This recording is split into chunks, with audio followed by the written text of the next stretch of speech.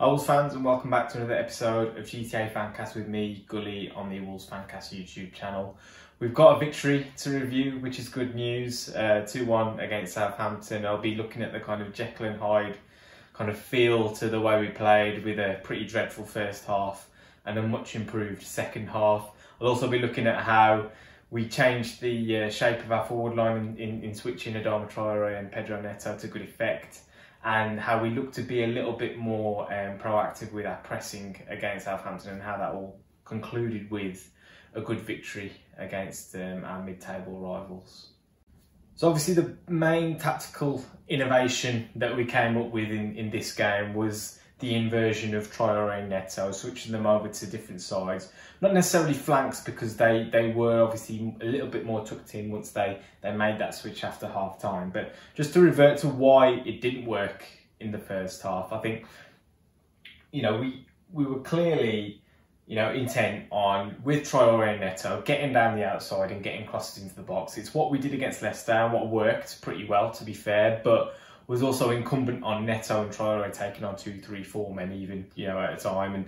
And that's not, for me, a sustainable approach. And they're excellent footballers. And frankly, they, do a really good job of getting into those positions to put crosses in. But you can't ask them to do that for a 90-minute period and expect, consistent results. That's just not fair, And on this occasion, Southampton, you might come up against good fullbacks, Kyle Walker-Peters, Ryan Bertrand, good players, to be fair to them.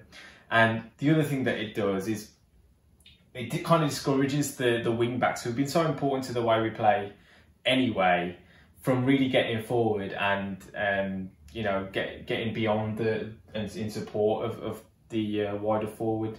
Because, if I just kind of display it on here, with Neto, naturally left-sided player, will gravitate towards that flank. And what you end up finding is they're both kind of what we call play on the same lines, and it becomes an easy job for defenders then. That's just a straight pass into Neto's feet, and Walker-Peters can just basically stand right next to him, and whether he tries to take him on or not, he deals with that. Otherwise, it's just going back into Johnny, and really, there's not much on there. You're not got Jose coming in. He's not enough of a presence to really go and support that. And obviously we've got players like Romeo, Ward-Prowse, screening that anyway. So this, movement out wide just stifles us entirely. You're working in a really tight area of the pitch anyway. Essentially, that touchline is another defender. If we do manage to get into a position where Neto's got the ball and he's carrying it towards the byline, Walker-Peters again just uses that touchline as a defender. Traore was the real big example of that in the first half, when he got into a decent space, but because of his kind of heavy right foot bias and his insistence on wanting to run down the line, he ended up just running the ball out of play. And Vestergaard knew that, and he just basically shaped his body and said, have that part of the pitch, please, because ultimately you're either going to struggle to get a crossing because you're running at pace and it's going to be a bit aimless and hopeless, or you're going to run out of play, and obviously the latter ended up happening. And, just a little bit of a tweak in the positioning of those players, I think, made a massive difference. And you've seen kind of the graphics that I've been showing you throughout this, the real stark difference between the first half and the second half performances. And again, I'm going to move on to the inversion of the wingers and what that did for us from an attacking perspective in the next part. But the wing backs, so important to the way we play, and I'll go on to explain why now.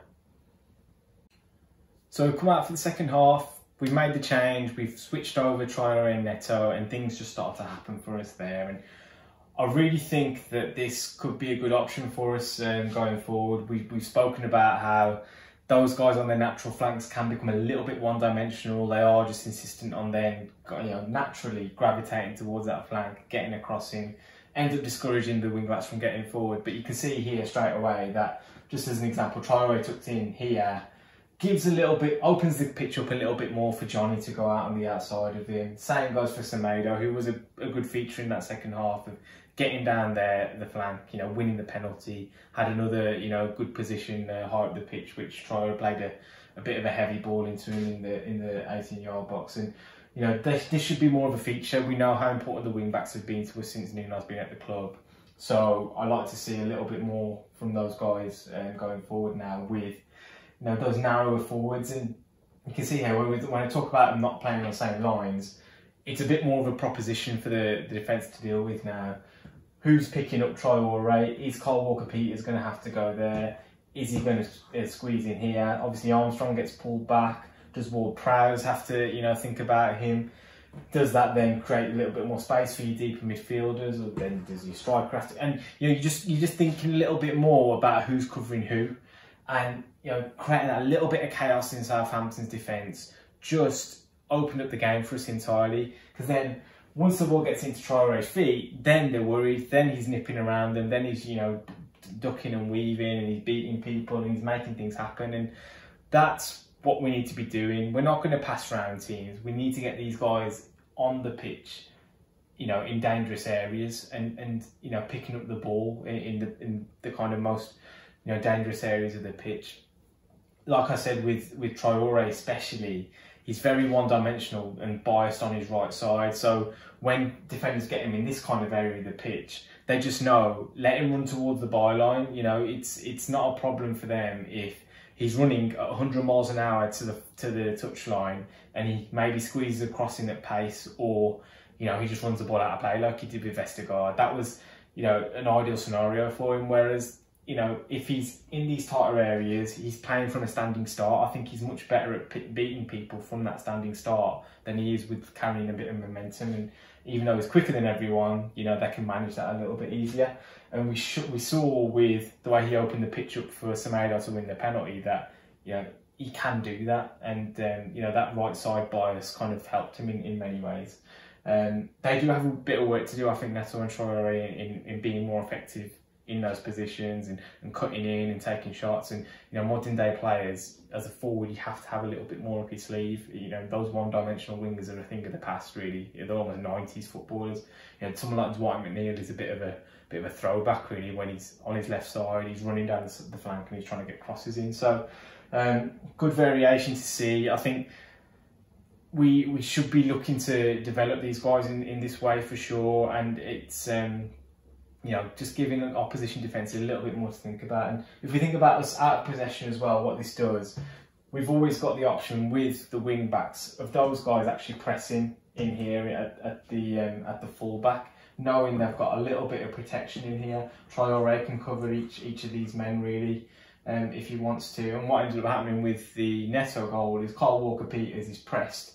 He kind of plays an aimless ball forward, and then it's anybody's ball really here. I think Neves actually wins the ball in the middle of the park, gets it bounced off for Jose, and he plays in Neto, and obviously Neto produces the magic. But when the ball is kind of played aimlessly up here, we've got plenty of men in that part of the pitch now to actually pick up those loose balls. Whereas earlier in the game, if say Neto was pressing Kyle Walker-Peters, as he might have been because he was wide, the ball gets played forward. If Neves and Moutinho don't pick up that loose ball, it's on Jose then, and he's not really likely to go and make something of that.